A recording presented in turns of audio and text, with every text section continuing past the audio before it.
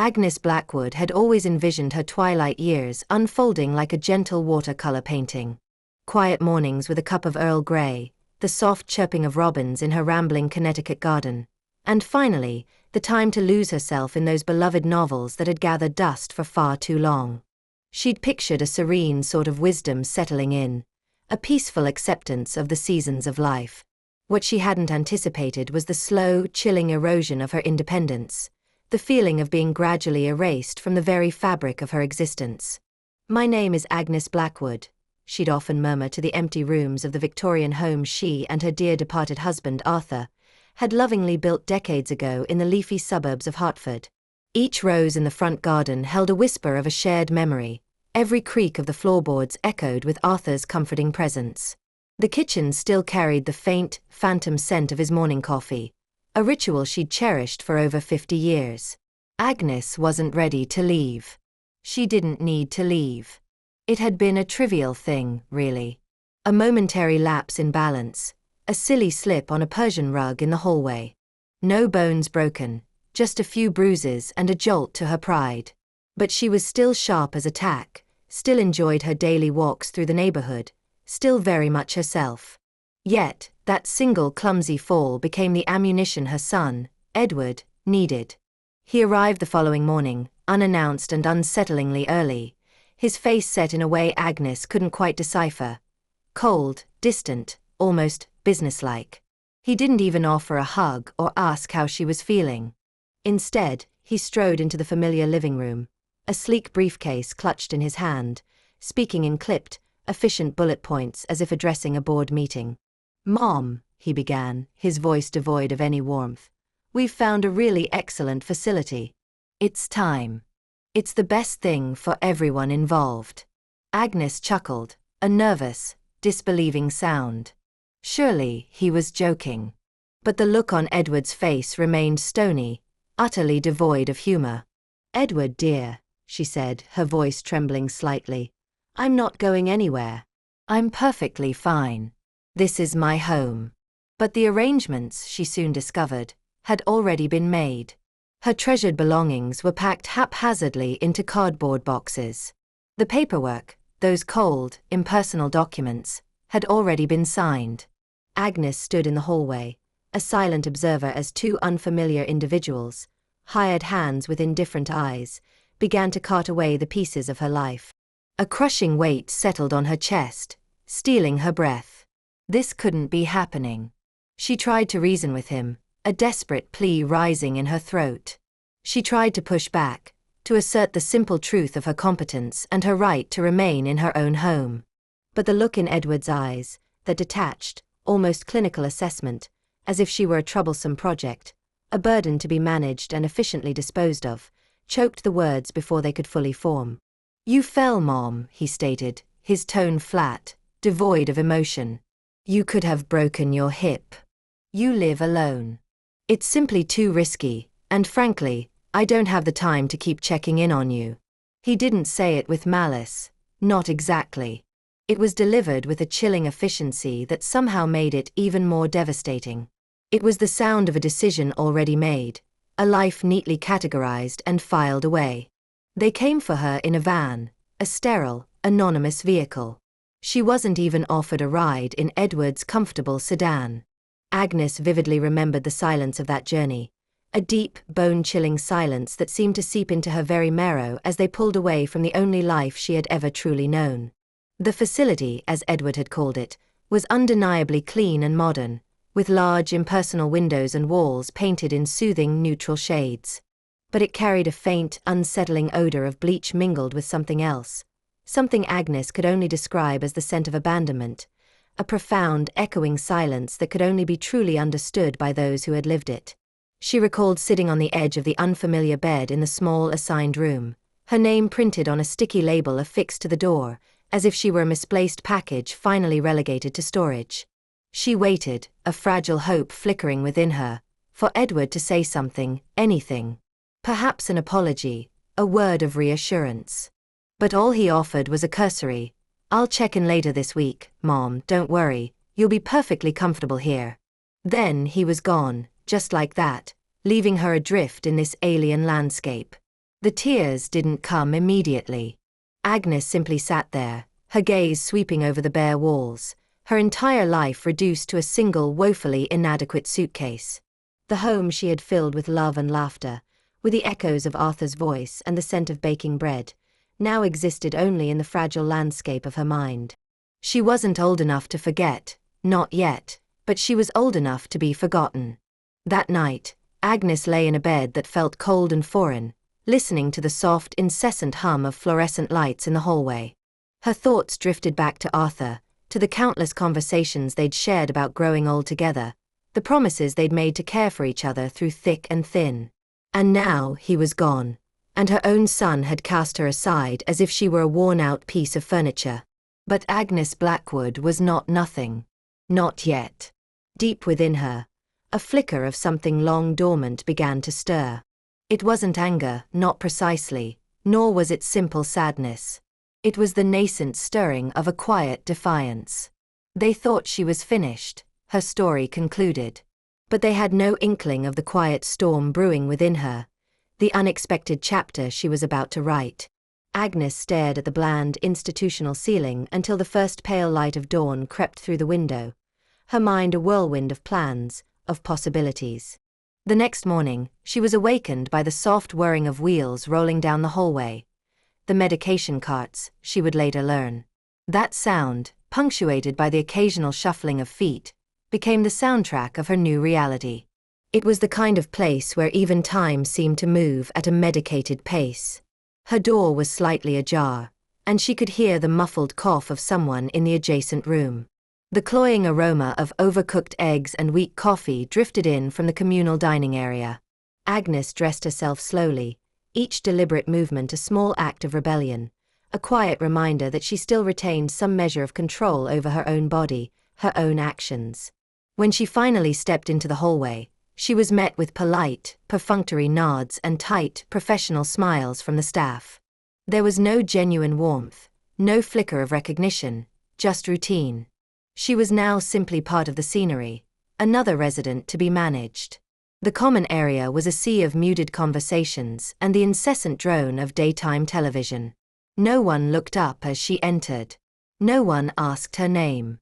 Some residents stared blankly at the flickering images on the screen, lost in their own private worlds. Others dozed in their wheelchairs, untouched plastic cups of juice precariously balanced on their lap trays. Agnes stood there, feeling utterly invisible in plain sight.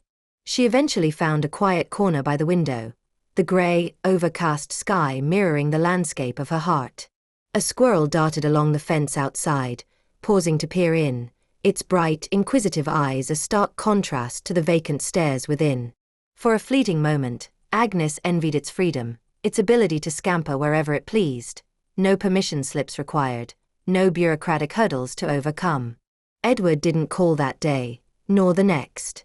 It wasn't until the fourth day that he finally appeared, his crisp shirt tucked neatly into his trousers, looking as if he'd stepped directly from his office, which, knowing Edward's relentless work ethic, he probably had. He sat down across from her in the sterile lounge, not even bothering to make eye contact. "I brought your insurance documents," he said, sliding a stack of papers across the impersonal table, documents Agnes hadn't asked for. "And a few photos for your nightstand." There were 3 snapshots. One of Edward as a small boy, all scraped knees and gap-toothed grin.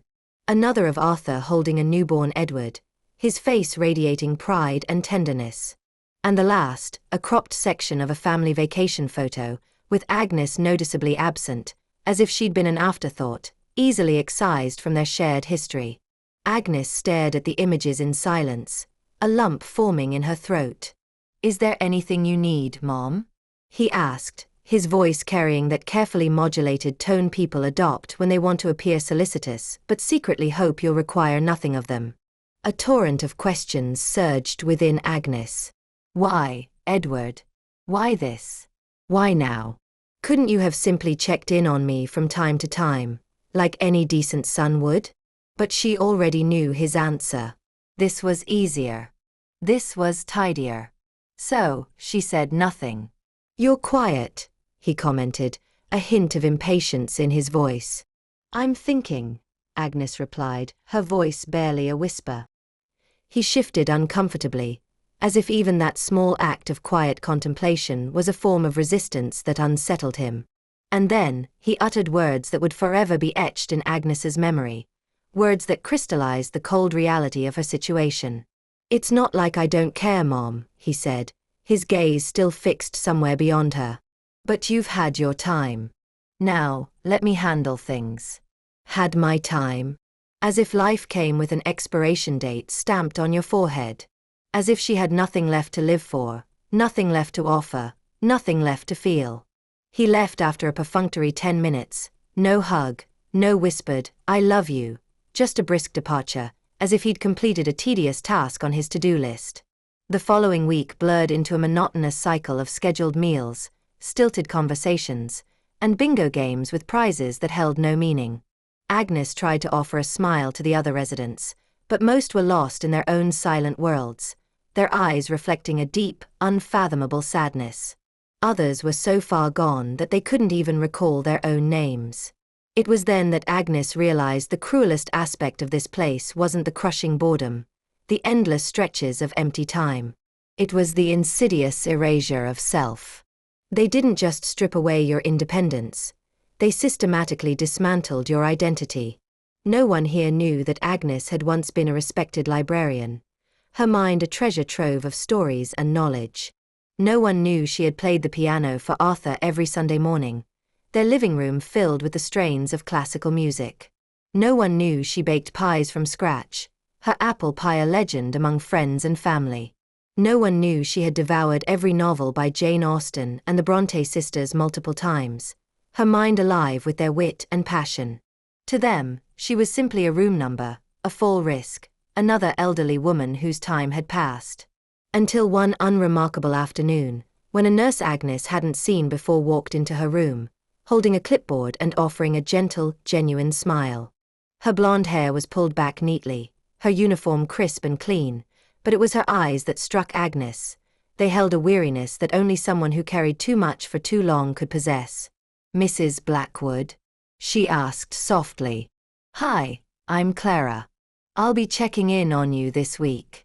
Agnes nodded, a flicker of curiosity stirring within her. Clara sat down in the spare chair without the usual guarded distance most of the staff maintained. "Is there anything you want me to know about you?" she asked, her voice kind and unhurried.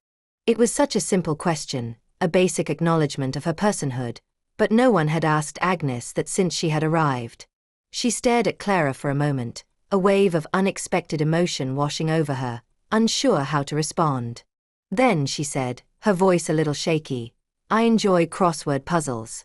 I make a rather mean lemon meringue pie, and I still remember the exact scent of my Arthur's shaving cream." Clara's smile widened, reaching her tired eyes. "That's good," she said warmly. "I'd like to know more." And just like that, something shifted in the sterile atmosphere of the room. Clara wasn't like the others. There was no pretense, no air of detached professionalism. She saw Agnes. She truly saw her. Clara returned the next day, and the day after that. They talked, they laughed. Clara brought Agnes tea from the break room when the dining hall ran out. She called her Agnes, not Mrs. Blackwood. She remembered the name of Agnes's favorite singer from the big band era. She told Agnes about her own life, about her rambunctious twin boys, about her struggles to make ends meet, about her elderly mother who lived out of state. She never complained, but her voice carried the weight of her responsibilities. Slowly, Clara became the only reason Agnes didn't feel completely invisible in this strange, isolating place. She still missed her home, she still ached for Arthur's presence, and the betrayal by Edward still stung. But for the first time since she had been forced into this sterile environment, Agnes wasn't just passively waiting to fade away.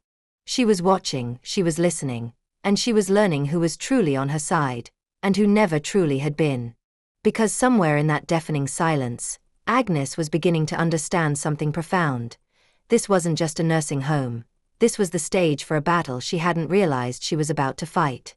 Agnes began to notice the small details she had previously overlooked. The way the staff knocked twice before entering, a mere formality.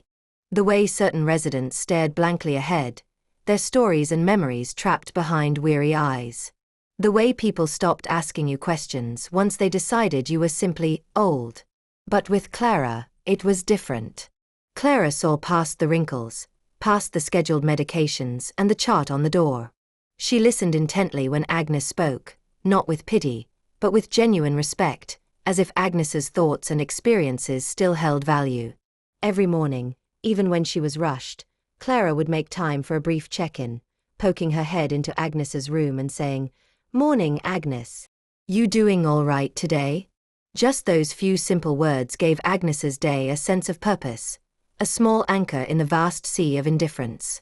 Clara treated her like a person, not a case file. 2 weeks had passed since Edward's last visit. Not that Agnes had expected much. Her telephone sat silently on the nightstand, a constant reminder of his absence. No calls, no messages, not even a perfunctory email. And yet, there Agnes was, sharing stories and memories with a nurse young enough to be her granddaughter, a woman who had become the closest thing to family she had left. Clara had a laugh that was warm and real, the kind that sometimes caught Agnes off guard with its genuine joy.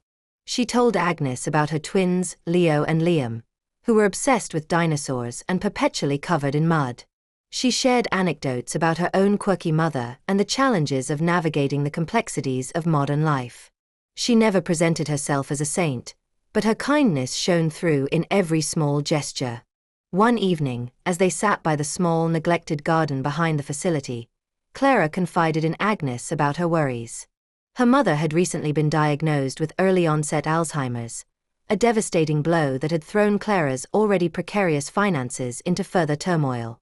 She was working extra shifts, juggling childcare and the emotional toll of her mother's illness. "And your husband, Clara?" Agnes had asked gently. Clara's smile faltered, becoming brittle. "He left when I told him about Mom. Said he wasn't ready for that kind of weight." That kind of weight. Agnes knew the feeling intimately. She had carried the weight of grief and loneliness since Arthur's passing. That night, Agnes lay in bed, her thoughts consumed by Clara's quiet strength, her resilience in the face of overwhelming hardship. And the stark contrast between Clara's selfless devotion and Edward's cold indifference was unbearable. One morning after a particularly unappetizing breakfast, Agnes asked Clara if she could help her find her lawyer's telephone number. Clara blinked, surprised, but didn't question her request. She simply nodded. "Of course, Agnes. I'll bring you a phone and find a quiet place for you to make the call." Agnes saw a flicker of curiosity in Clara's eyes, a gentle concern, but she knew Clara wouldn't pry. She sensed that something significant was unfolding. It took less than 5 minutes. James Abernathy, the family solicitor for decades, recognized Agnes's voice immediately. "James," she said, her voice firm despite the tremor in her hands, "I need to make some changes to my will. And I'd like to start the paperwork for an adult adoption." There was a brief pause on the other end of the line. "Agnes, are you certain about this?" "James," she replied, her voice unwavering, "I have never been more certain of anything in my life." That same afternoon, Agnes penned 2 letters. One to Edward, short, cold, and factual, informing him of her decision. The other was for Clara. That one, filled with a warmth and affection she hadn't felt in years, she sealed and hid inside the drawer of her nightstand. She wasn't ready to give it to Clara yet, but when the time was right, she wanted Clara to know. She wasn't just a nurse, she was family now. Agnes didn't tell Clara that day, or the next.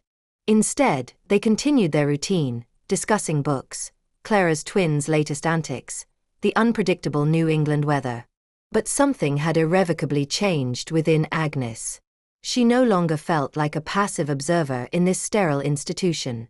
She had a purpose again, a quiet mission. The sterile routine of Meadowbrook Assisted Living Facility, with its predictable mealtimes and hushed corridors, threatened to suffocate Agnes's very spirit. Each passing day felt like another layer of her identity being peeled away, leaving behind a hollow echo of the vibrant woman she once was. The well-meaning but impersonal staff, the vacant stares of fellow residents lost in the fog of age or illness. It all conspired to create an atmosphere of quiet despair. Agnes found herself retreating inward, the memories of her life with Arthur becoming both a comfort and a sharp, persistent ache. But amidst this bleakness, a small, persistent light began to flicker. It emanated from Clara, the young nurse with the kind eyes and the gentle touch. Clara's genuine interest in Agnes, her simple questions about her life and her preferences, were like drops of rain on parched earth. Agnes found herself looking forward to Clara's visits, the brief moments of connection that pierced through the heavy silence of her days. Clara didn't treat her like a fragile antique or a medical chart. She treated her like a person, a woman with a lifetime of stories and experiences. Their conversations became a lifeline for Agnes. They spoke of books. Clara, surprisingly, had a fondness for some of the same classic authors Agnes cherished. They shared anecdotes about their families. Clara's tales of her energetic twins, Leo and Liam, often brought a smile to Agnes's lips, a welcome contrast to the pervasive sadness she carried. Clara even humored Agnes's reminiscences about Arthur, listening with genuine interest as Agnes recounted their early courtship and the joys of building their life together in Hartford.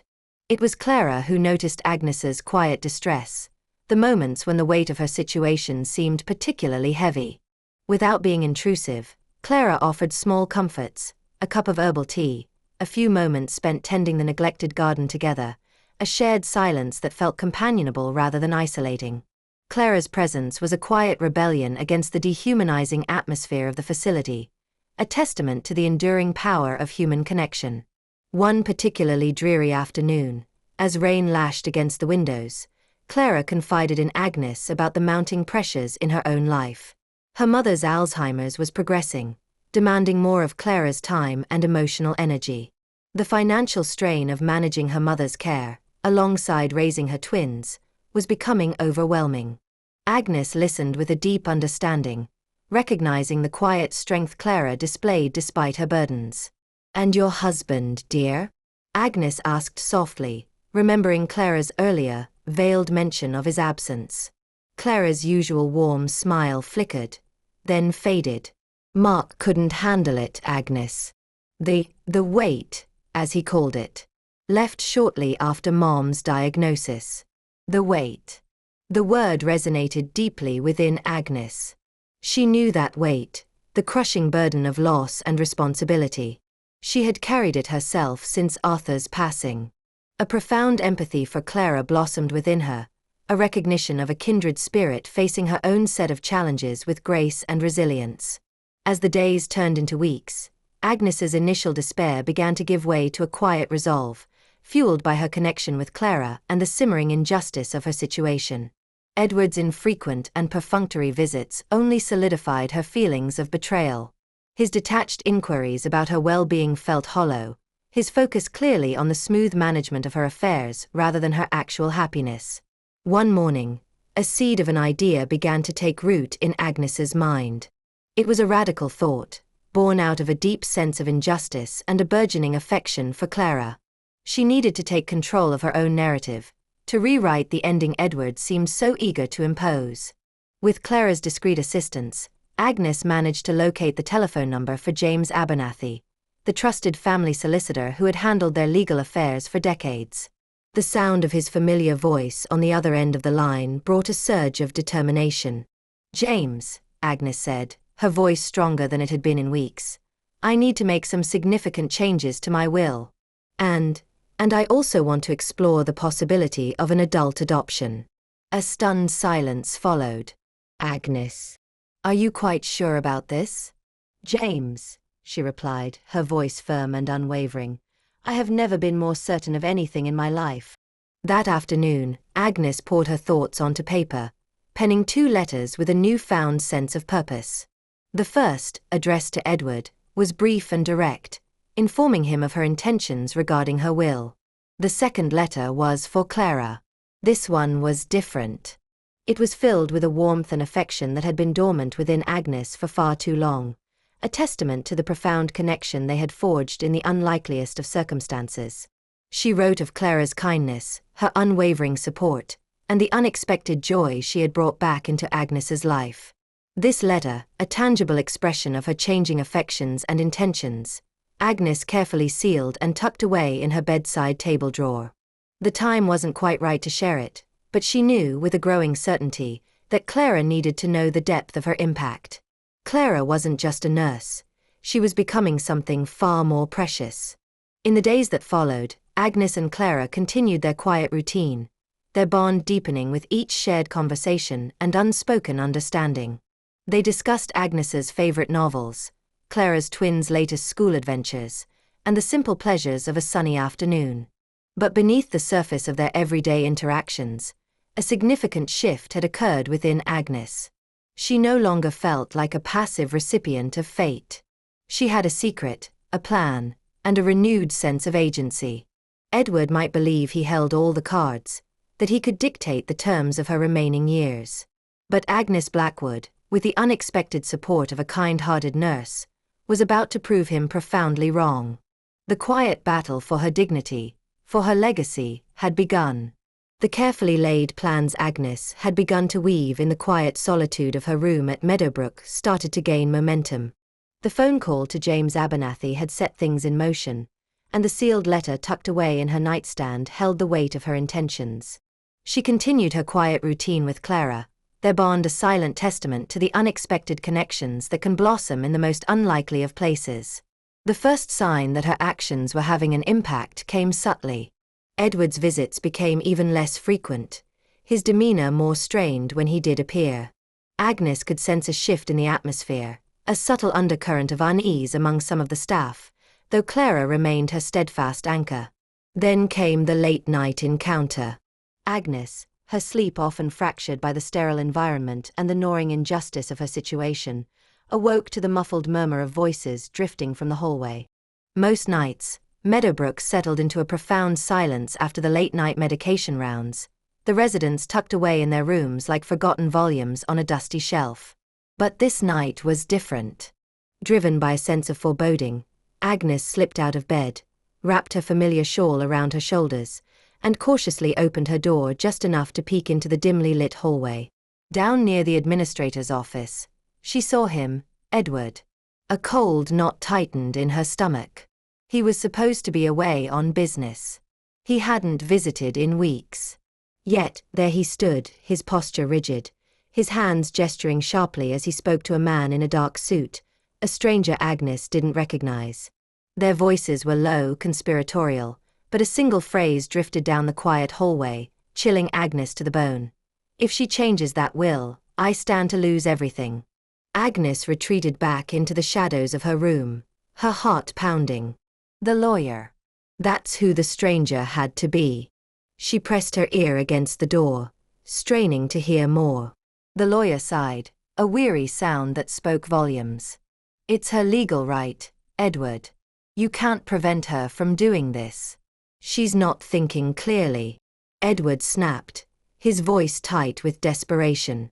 "She's alone, confused, probably being manipulated by some staff member." Agnes's blood ran cold. He was talking about Clara.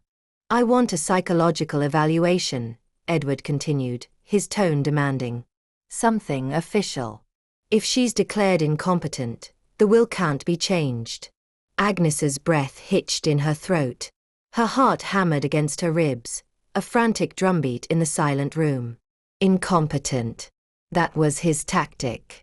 "I'm not going to let her hand over my inheritance to some nurse," Edward hissed, his voice laced with a possessiveness that chilled Agnes to the core.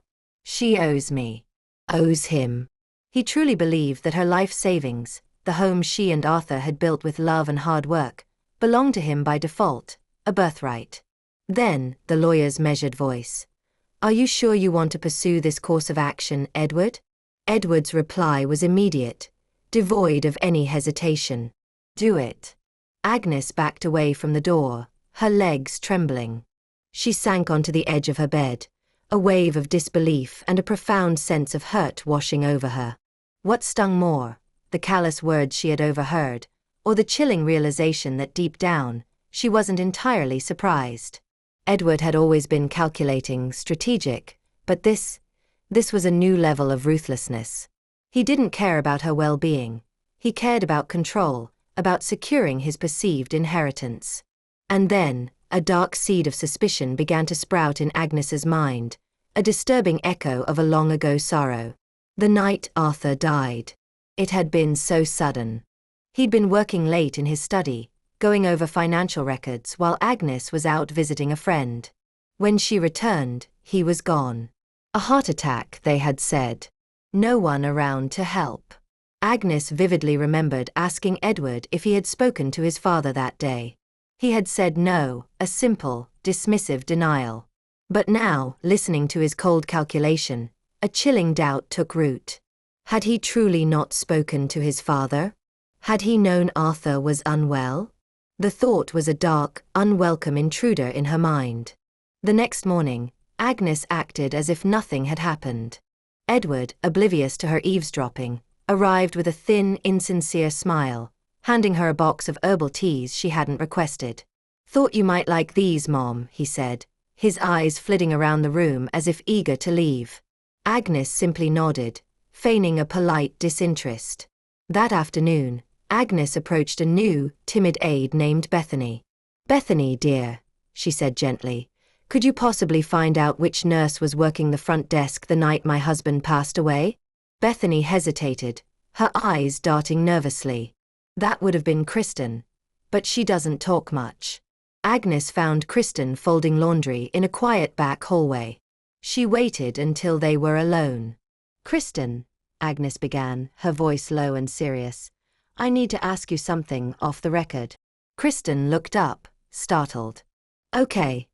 My son, Edward," Agnes continued, her gaze direct. "You saw him here late one night recently, didn't you?" Kristen paused, then slowly nodded, her expression wary. "And he wasn't visiting me, was he?" Agnes pressed. Kristen swallowed, her gaze dropping. "No. He was in the office for a long time, arguing. I couldn't help but overhear a little. Something about paperwork. And getting someone declared unfit." Agnes thanked her, a heavy weight settling on her shoulders. Back in her room, she stared at the framed photograph Edward had left weeks ago. A picture of him as a boy, beaming in his Little League uniform. The child she had nurtured, the boy she had comforted during thunderstorms, the teenager she had forgiven countless transgressions. The man she had defended, even when Arthur had cautioned her about his growing selfishness, his coldness. She had loved him unconditionally. But now, the truth was stark and undeniable. That love had always flowed in only one direction. And then, like a film reel flickering in reverse, fragments of memories flashed through Agnes's mind, sharp and unsettling. Arthur's unusual quietness in the days leading up to his death. Edward's delayed arrival at the hospital, his dry eyes, the absence of any genuine grief. The unsettling silence that followed. Had he? Agnes didn't want to complete the thought, but the pieces were clicking into place with a sickening certainty. He hadn't helped his father, not because he couldn't, but because he didn't want to. He had let Arthur die to avoid the potential financial fallout of his own risky business ventures Arthur had unknowingly co-signed. And now, he was coming for her too. But Agnes Blackwood was not Arthur. And she would not be erased quietly. With a newfound resolve hardening her gaze, she reached into her bedside drawer and pulled out the sealed envelope addressed to Clara. It was time. War had been declared, and Agnes had no intention of surrendering. The carefully constructed facade of normalcy at Meadowbrook began to crumble rapidly. One moment, Agnes was sitting in the small garden with Clara, watching the autumn leaves dance on the breeze, sharing a quiet moment of companionship. The next, a new, unfamiliar nurse was informing Agnes that she needed to pack her belongings. Not for a different room, not for another wing, but for the psychiatric unit. "Mrs. Blackwood," the nurse said, her tone polite but mechanical, "the attending physician has recommended a transfer for observation. A few days, just to ensure your safety." "Safety from what?" Agnes asked, her voice sharp with disbelief. The nurse blinked, her training clearly ill-equipped to handle such directness. There have been concerns about confusion, some unusual conversations, possible signs of delusion. Agnes laughed, a short, bitter sound. You mean me realizing my son's a vulture? The nurse offered no response. 10 minutes later, 2 burly orderlies arrived with a wheelchair. I don't need that, Agnes stated firmly. It's protocol, they replied, their expressions impassive. Agnes didn't resist, not because she accepted their assessment, but because she knew any resistance would only fuel their fabricated narrative. If she raised her voice, she'd be labeled irrational. If she refused to cooperate, it would be cited as further evidence of her instability. She needed to remain calm, to conserve her energy for the real fight. They wheeled her down a hallway she had never noticed before, through a locked door secured by a keypad she didn't know.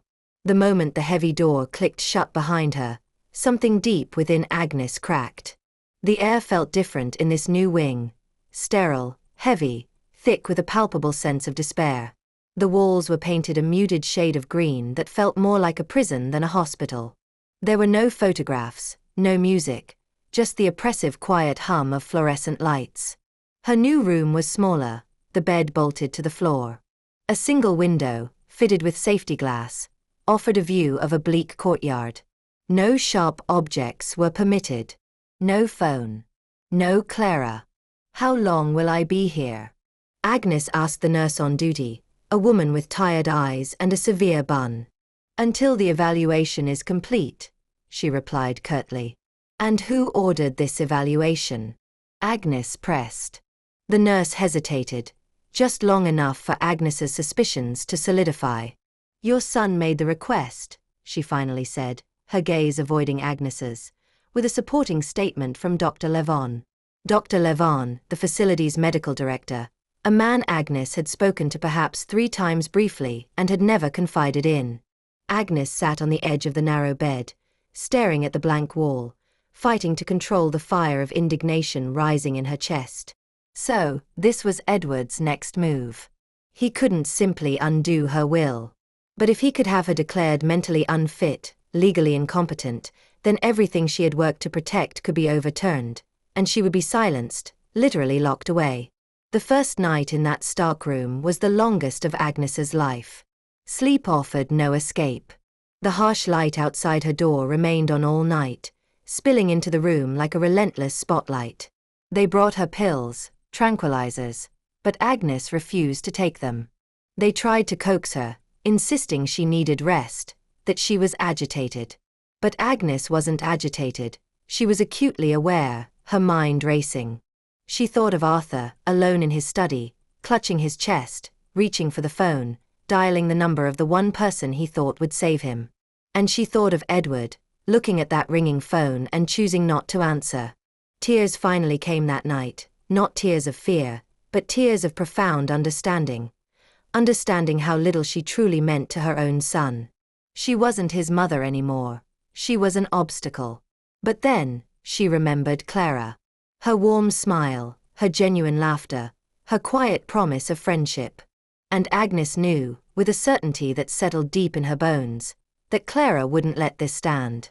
The next day, a social worker, a young man named Kevin with a clipboard and a practiced air of concern, came to see her. I'm here to talk, Mrs. Blackwood. Just routine questions. Don't waste your breath, Kevin, Agnes said, her voice cold and clear. You're not here for my benefit. You're here to validate paperwork. He blinked, a flicker of surprise in his eyes. That's not true. Then let me make a phone call, Agnes challenged. He hesitated. That's not permitted without physician approval. Agnes stared at him, the injustice of it a bitter taste in her mouth. So much for rights. He left 15 minutes later, visibly rattled. Agnes hadn't given him the performance they expected. She hadn't ranted or cried. She had simply stated the truth, calmly and clearly. They wanted a breakdown, she gave them composure. Later that evening, while Agnes feigned sleep, she heard hushed voices outside her door. She's lucid, one of the nurses whispered. Honestly, more coherent than half the staff. Orders are orders, the other replied. A tiny spark of hope flickered within Agnes. Not everyone was blind. Still, she was trapped, and time was running out. But she knew Clara. And she knew something Edward didn't. He had underestimated her. But he had no idea what Agnes had taught Clara, the quiet strength and unwavering loyalty she had inspired. The first time Clara tried to visit Agnes after the transfer, they turned her away. She told Agnes later, her voice tight with suppressed anger. Clara had rushed in during her shift, still in her scrubs, her ID badge swinging, her heart pounding with a fear she rarely admitted. She had asked the front desk nurse about Agnes's whereabouts and was met with blank, evasive stares. "Mrs. Blackwood is no longer under your care. The matter is being handled internally." Clara's hands had begun to shake. She had felt a primal urge to scream, but she knew better. Clara was smart. She understood the game they were playing. She just hadn't grasped the full extent of Edward's reach. But she started digging. She wasn't just a nurse anymore. She was on a mission. Clara called James Abernathy, her voice trembling but firm, demanding a meeting. When he hesitated, citing client confidentiality, she sent him the sealed letter Agnes had written weeks earlier, the one tucked away like a seed of hope. That letter changed everything. James called Clara back within the hour. He met her in his office the next morning, and from what Clara later recounted, she wasted no time on pleasantries. She laid out everything: the sudden change in Agnes's will, the increasing pressure from Edward, the abrupt and suspicious declaration of Agnes's instability. But Clara brought more than just her concerns. She brought a voice recording. 2 weeks prior, during a seemingly routine hallway conversation near the nurses' station, Edward had been speaking to the facility's administrator. He hadn't noticed Clara's phone in her coat pocket, and he hadn't known she had inadvertently hit record while reaching for a pen. In that recording, his voice was chillingly clear. "She's just lonely, easily manipulated. That nurse, she's conning her. Once I have her declared unfit, the will goes back to the way it should be." That audio clip was more than enough to raise alarm bells. But Clara didn't stop there. She tracked down Kristen, the night shift nurse who had witnessed Edward's late-night visit. Kristen was initially hesitant, terrified of losing her job. But Clara, with her quiet conviction, explained the potential consequences of silence, the complicity in a grave injustice. Kristen agreed to sign a statement detailing what she had overheard. Then came the medical records. Clara, with a trained eye, noticed inconsistencies in the evaluation ordered by Dr. Levon, dates that didn't align, statements attributed to Agnes that she had never made, medications she was supposedly non-compliant with, despite having never refused a single prescription before her transfer to the psychiatric unit. Clara gathered everything: the statements, the recordings, the damning medical inconsistencies, and brought them to James. Together, they filed for an emergency hearing with a judge. They called it what it was: elder abuse. And while all this unfolded outside the locked doors of the psychiatric unit, Agnes remained trapped within, pacing the length of her small room like a caged animal. Every day, they brought the pills.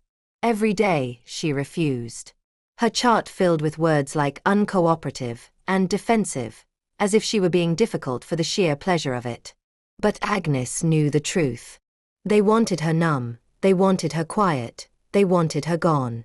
Agnes didn't know the specifics of what Clara was doing. She couldn't see it, couldn't feel it directly. But she believed in Clara, because Clara was the only person in that entire building who had ever truly looked her in the eye and seen a human being. Not a patient, not a burden, not a bank account. And when they finally told Agnes that she had a hearing scheduled with a judge, a fragile seed of hope blossomed in her heart. Clara had found a way through. The morning of the hearing, they allowed Agnes to shower, provided clean clothes, even offered a cup of weak coffee she didn't trust. A nurse came in to brush her thinning hair, attempting to make her look presentable, but Agnes cared little for appearances. She was preparing for war. And she wasn't walking into that courtroom as a victim. She was walking in as someone who had nothing left to lose and therefore everything to say. They transported her in a van with tinted windows, as if she were some kind of criminal. 2 orderlies sat in the front, discussing their lunch plans, oblivious to the storm brewing in the back. But Agnes heard everything. She heard how they referred to her. The old lady with the nurse problem. She heard them joke about how she must be faking it for attention. And she memorized every word, because soon, their words, and Edward's, would matter. The courthouse was a small, grey building with a broken flagpole outside and too many empty parking spaces. Agnes was led through a side entrance, away from the public gaze, as if she was something shameful to be hidden. But inside that small courtroom, she saw her, Clara. Clara sat near the front, wearing a simple navy blouse, her hands clasped tightly in her lap. When she saw Agnes enter, her eyes flooded with emotion. She didn't speak, just offered a small, resolute nod, as if to say, "I told you I'd be here." And then Agnes saw Edward, sitting with his lawyer, looking smug and self-assured as ever, his expensive suit too perfect, his posture too rehearsed. He didn't even glance in Agnes's direction. He didn't need to.